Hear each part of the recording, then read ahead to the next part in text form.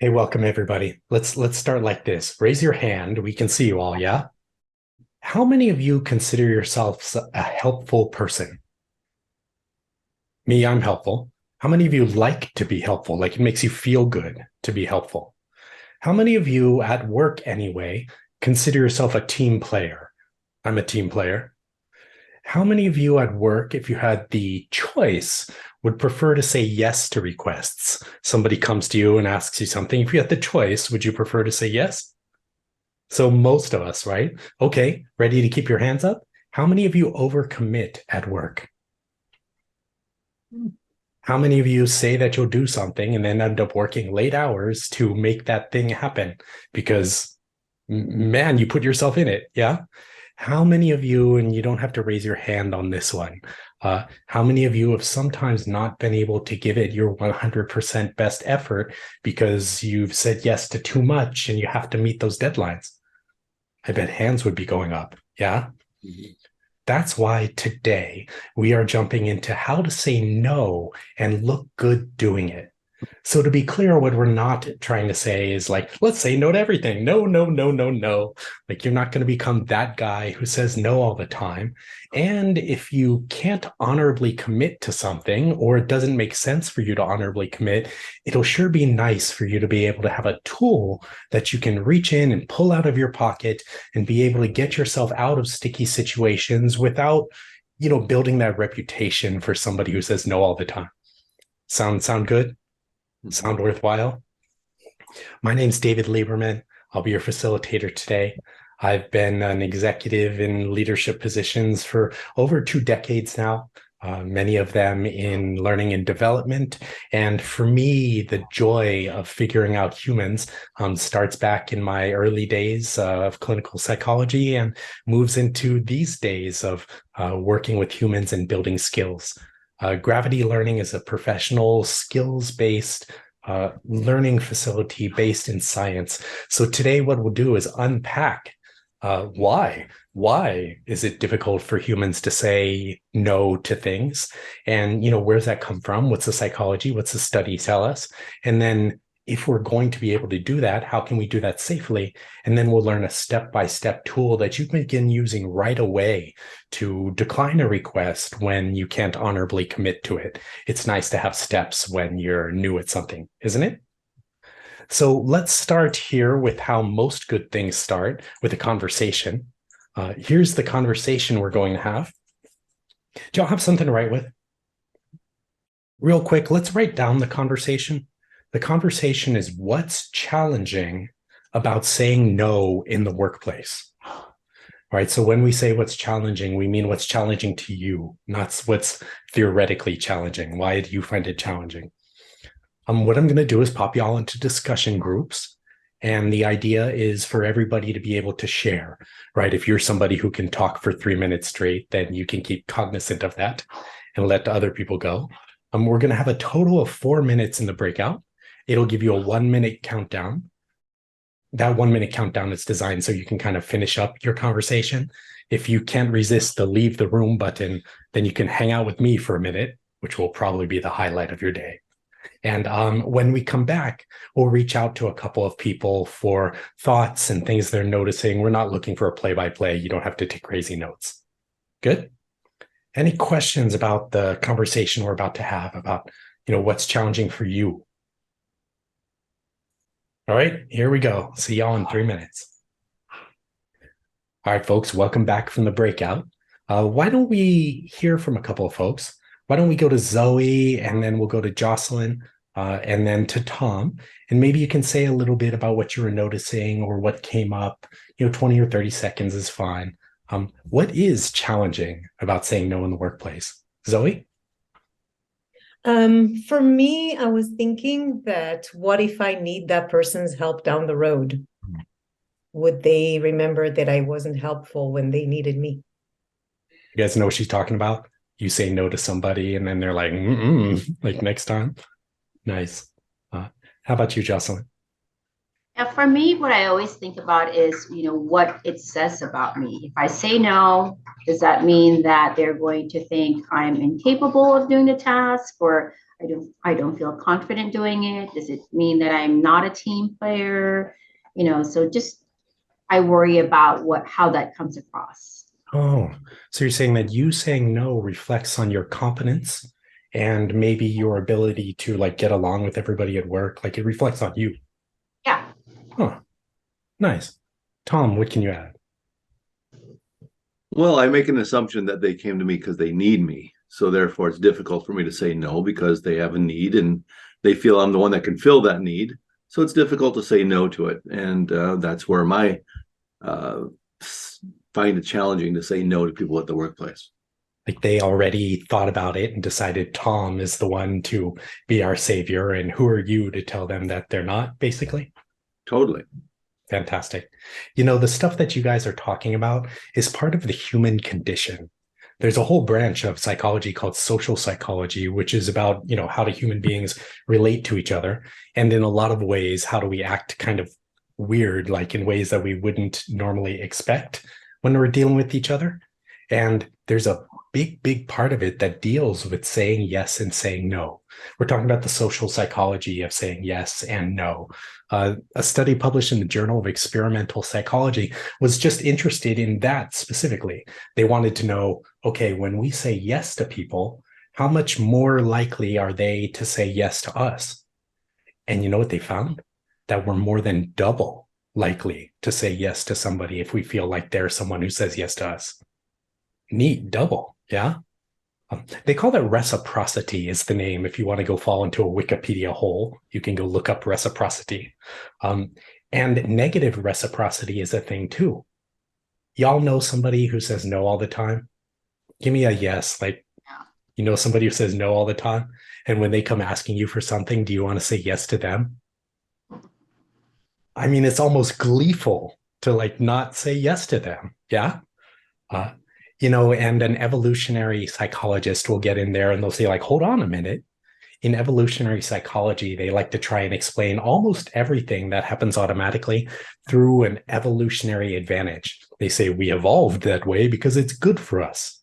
Mm-hmm. And what they say is that humans are pack animals, and pack animals get along better when we say yes to each other, when we cooperate. Neat, right? So what they're saying is that drive inside of you to say yes to people at work, that it's built into you as a human being. That good luck with being able to get rid of that drive.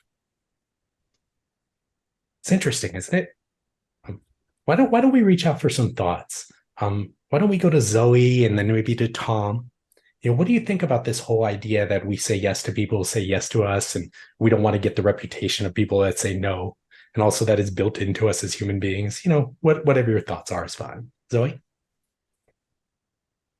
I think that bottom line, it all comes back to me, to what do I think about myself and how proud I want to be of myself at the end of the day. So if I was able to help people, feel good. So yeah. So you're building a self-image as well there. Beautiful. Tom, how about you? Well, the fact that we're all in this together. And when I need something, I need it. And when you need something, you need it.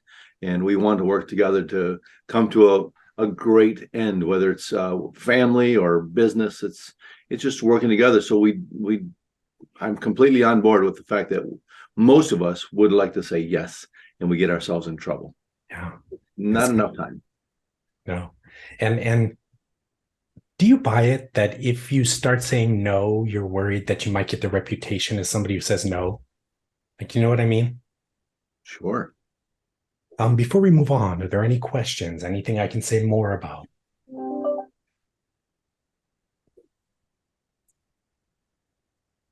Okie dokes. Well, then what we're left with now is like, okay, it's hard to say no.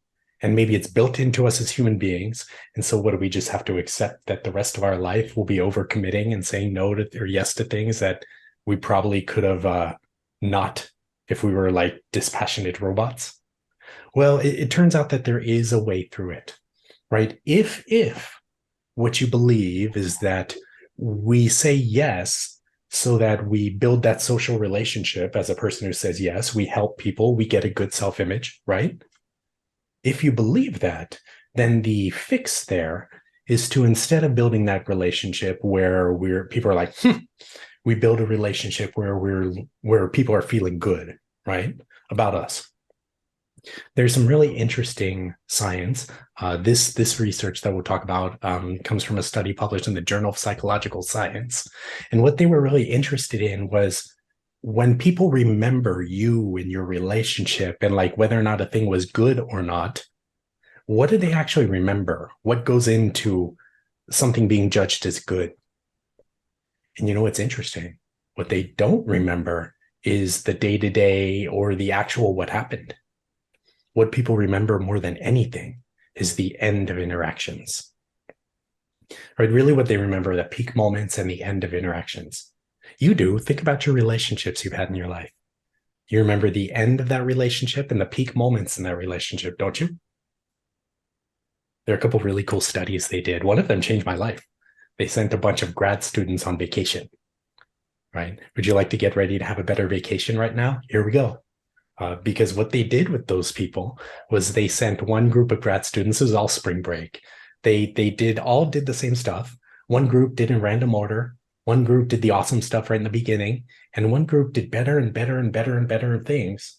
And that last group came back talking about, that was the best vacation I ever went on, ever. Because they remembered the end of the vacation. Less fun.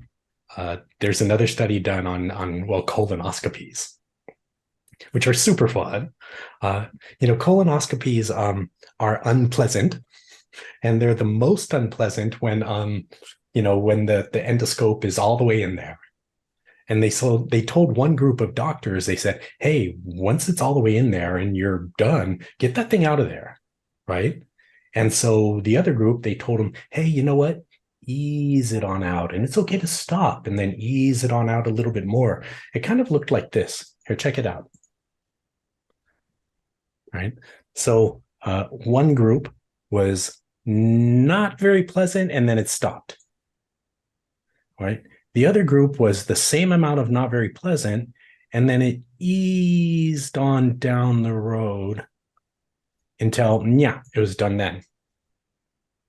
Here's my question for you. Which one do you think was reported as more unpleasant? The first one or the second one? Which one was worse? What do y'all think? In the chat, tell you what, let's vote in the chat. Which one was worse? The first one or the second one? Got some votes for 2 and first. Tom, you said that the first one was voted as more unpleasant. Why do you think that? Can you say a little bit? I can imagine that there was more pain involved, and the abrupt pain, and that's never pleasant. Nice. And Zoe, you said the same thing. You said the first one. Can you say why? Based on what you said about the vacation, sounds like the ending is what people remember. Interesting. Mhm. You know what's interesting? Tom might be right, and Zoe might be right, and overwhelmingly, I mean, like a long way overwhelmingly, people reported that first one is way worse.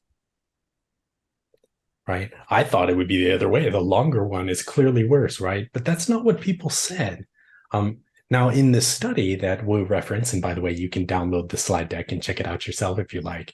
They say that that's proof that people remember the end of things when they're judging whether or not it was good.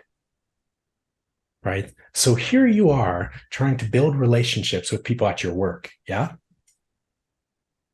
And it turns out that when people remember you and your relationship, what they really remember is significant moments, and more than that, the end of things. So here's a question for you. Where could you apply this? Like, what things in work could you make a pleasant ending so that people remember the end? Any ideas?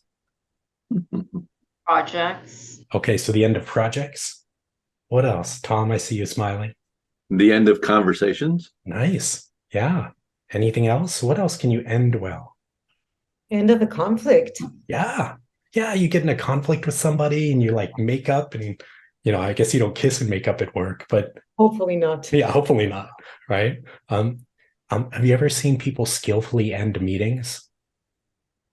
right? They always end them on positive notes. Skillfully ending projects, always on positive notes, right? The Project Management Institute, which is not a touchy-feely organization at all, says to have a celebration at the end of projects because people remember the end of the meetings and the end of the conflict and the end of the projects.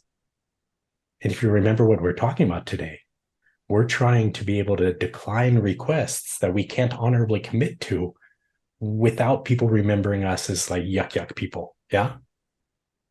The secret. Are you ready for the secret? If you want to write a thing down, here's the right downable. That when you say no, you end, instead of being like a no, you end on being helpful. The secret is you end on being helpful. Mm-hmm. Then people remember you as being helpful. Cool, right? Real quick, let's do a little check-in. Let's go to Tom and then Jocelyn. What are your thoughts? What do you think about that whole like end on being helpful dealio? Oh, I think I'm going toward the obvious. I would like people to, like me, I would like people to respect me in a way that they feel like I'm a helpful person. And then going back to what Zoe said, I would like perhaps when I need some help to be able to count on people because I've helped them. So that back and forth thing really clicked for me. Nice. How about you, Jocelyn? What are your thoughts? I'm still trying to figure out how to decline and still end on a positive, like as far as a practical application, especially when it's a really important ask and I have to say no because I can't do it or I don't have the time for it. How do I end that on a positive? Do I So just if I'm say hearing you no for correctly, that? yeah, if I'm hearing you correctly, you're saying, okay, I buy it, but how, David? Like how? Right. Yeah. I promise I did not pay Jocelyn to ask that because that's what we're doing right now. At Gravity, we bring the research and the idea and the deeper science behind all this, the social psychology, and then we land ourselves on here's the tools. There's a 3-step tool. It's a 3-step psychologically designed tool for you to utilize from now on when you need to decline a request. Y'all have your pencil ready to write down the steps? Mm-hmm. Okay, here we go. Hey, real quick, how many of you like to hear the words no? I can't. Unfortunately, sir, like how do you feel when you're hearing people say no, I can't? I see Zoe's face. Say again, Yeah. Zoe? Regretfully. Yeah. Anything that starts with those words. We That's do what not. hopefully. We don't like that, yeah? How about when people just say no and they don't tell you why? They're just like, nope, I can't. That would get me upset. Oh man, like I know like you hear assertiveness, they're talking about like you don't owe anybody any reasons. And if people don't give us reasons, we get mad, yeah? That's why the first step of this 3-step tool, are you ready to write it down? You don't say no. You give people reasons. That sounds like, oh, I'm completely booked right now. Or that's not really my thing. Or it's going to take me a really long time to read all that background information. Right? What's interesting is when you give people reasons, they know you're saying no without the words. Cool, right? Now, here's the thing. That is true that people know you're saying no. And nobody loves it, even when they have to infer it, which is why you then need to deal with the human being. You say something understanding. By understanding, we kind of mean empathetic, like you understand them, like where they're coming from. You don't have to actually understand them. You just have to show that you're trying, that you care. You know what I mean? A human who cares about you, it's a lot easier to like take it from them. Oh, I'm totally booked. I wish I could help. Or, oh, I'm totally booked. I see this is important to you. Or even like, I'm totally booked. I'm sorry. Notice I said sorry after I said no, not before. Hey, real quick, pop quiz. What do we end on so people remember what the end of interactions? Yeah. Helpful. That's the last step. We say something helpful, right? So let's say you ask me, hey, David, can you help me with this proposal real quick? And I say, oh, I'm completely booked right now. I know we need to get this thing out. Maybe I can help you tomorrow. Or maybe Tom can help you. Tom. Or maybe something that shows that I care. Right. And you might not be like super happy about it.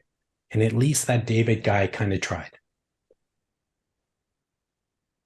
You know, it works at home too. Hey, mom, can you take me to the mall? No.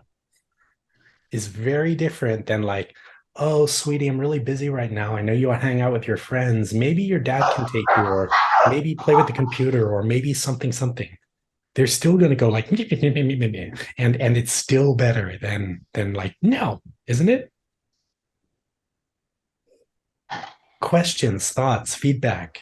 What do you think about this thing?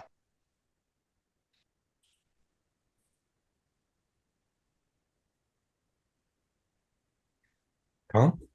I think it's very helpful to put not just steps to something, but the human nature, why we respond that way. And we didn't get a lot into how we feel when we are told no, but I don't think we need that. I think we all know how we feel. So the human nature and putting steps to not getting around it, but just being more human and being more kind to each other. I think that's where I'm getting out of this. You know, that's a really good point. That maybe why this works is because we're more human centric when we do it, that we're being more kind. Right. And that idea of we don't want to be labeled as the person who says no. It doesn't make us feel good. It doesn't make the other people feel good. It's dangerous socially. If we can switch that towards, well, maybe I can be that person who's at least helpful. This gives us a way through. It's nice to have a way through, isn't it? Mm-hmm. Other questions or thoughts? Do you have, Go ahead. Say again? no, Jocelyn started, so go ahead, Jocelyn. All right, let's go Jocelyn and Zoe. No, I was just gonna say, you know, if it does work, I like that it's only 3 steps. So it's easy to remember. Come up with a reason, or, you know, state your reason, say something understanding, and then be helpful. Nice. Zoe? Do you have any tips for someone who doesn't take no for an answer, who sniffed the no in these steps and came back after you were helpful and said, not really, I really need you to do this? Yeah, really good question, right? Like, what about the people who don't take the no, right? The first response is basically you say the same thing. You're like, oh, I'm completely booked, right? You just say it again. Sometimes people don't listen right away, right? After that, now you're in a bit of a conflict. And what I can recommend to you is the Gravity Learning Workshop called Modern Assertiveness, right? Where we pivot more towards, well, what if somebody keeps pushing? Right. And the short version of that is you basically tell them what you can do and ask them if that works for them, and then just keep repeating that. Right. After a while, you just need a technique to move through. Cool. Great. So let's do this. At Gravity, we firmly believe that until we rehearse something, you're never going to use it in real life if you didn't use it right away. Right. So normally we pop into breakouts and try it there. And today we're going to try it right here because we're a smaller group. Yeah. Do y'all have the steps written down? You can take a screenshot if you need to. Here's what we're going to do. You are going to pick someone and make a request of them, right? So for example, I might pick Tom and say, hey, Tom, can you proofread this for me real quick? And then Tom will use the 3 steps of how to say no and look good doing it to decline my request. Now, what you might consider doing is ask your partner, ask them something that you really get asked at work that you'd like to be able to say no to. See how it works in real life. People who are replying, y'all have it written down, yeah? Your job is to stick exactly to the 3 steps. This is especially important for people who are really smooth with language, right? It's not about how you do it. It's about letting people hear it work. You know what I mean? So if you just kind of wing it, they don't get to hear the tool and it doesn't really make the impact. Any questions that you'll be making a request of someone around the room, you get to choose. And they'll use the 3 steps to say no.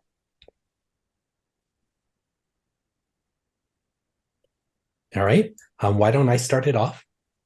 Tom, I'm going to use you and I'll give you the same example. So, hey, Tom, can you proofread this for me real quick? I would love to. I'm getting ready to go into a meeting, and it's probably going to last till the end of the day. So I understand that this proofreading is important because I know this report needs to go out. I think it's by the end of the week, you told me. So perhaps you can reach out to one of our best proofreaders, Jocelyn, and maybe she can help. If not, swing back and let me know. There you go, Jocelyn. Right. So he didn't say no. He said reasons. He said something understanding, and then he tried to be helpful. Fantastic. Tom, pick Zoe or Jocelyn and make a request. Zoe, I've got this report that I need to have done by tomorrow, and I need those facts and figures that the sales department was going to send to me.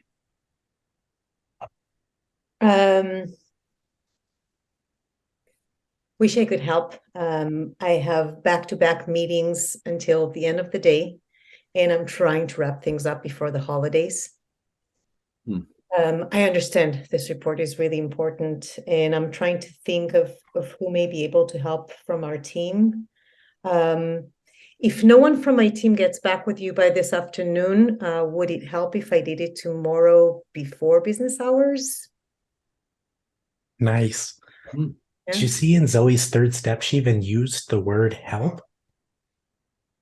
Right? You might consider if you're going to say, I wish I could help, saving that for the second step where you're, talking to a I person. know. And as I was like, reasons. Why am I going into the apology? But it's an automatic thing. It's so hard. That's humans, right? It's so hard. It takes a while to get used to it. But it still worked. Yep. Zoe, request away from Jocelyn. Jocelyn, I need to get back with our largest client with dates for Q2 and 3 by tonight. Can I ask you to help me with this? Oh, I'm actually scheduled to have a colonoscopy today. I know this is super important, and that's like a deadline we don't want to miss. How about I reach out to David and see if he's available? Would that work? Yes, and I'm so sorry I laughed because you used the colonoscopy example. All right. But that worked. Folks, give yourselves a hand. Give yourselves a hand. That was nice, right? So here's the question for you. Why don't we go to Jocelyn and Zoe and Tom?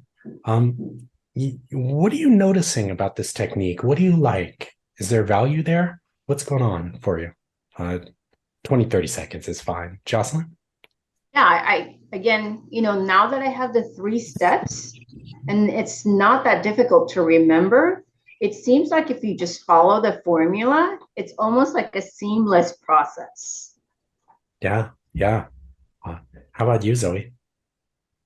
I like the first part because when Jocelyn, I laughed because of the example, but when Jocelyn started with what's going on with her, I automatically felt empathy.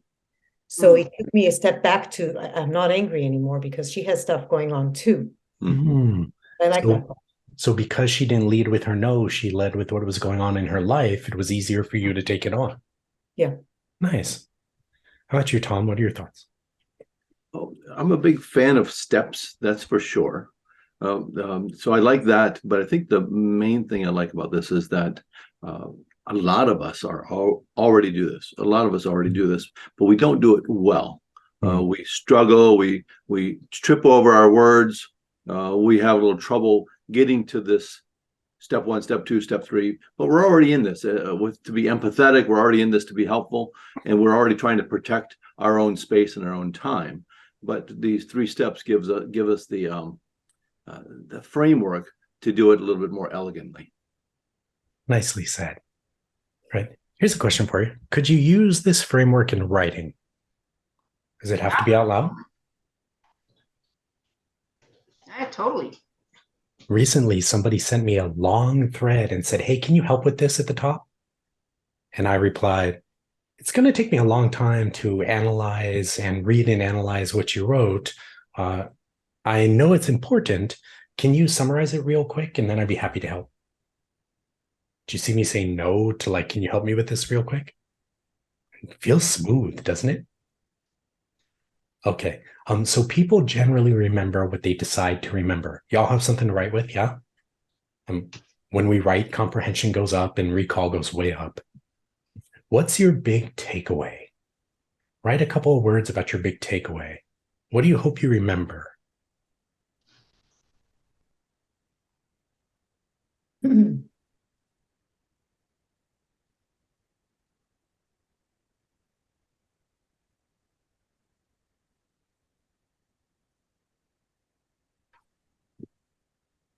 Right? Why don't we go to Zoe and then Tom and then Jocelyn? Maybe you can say a few words about what you wrote down and why.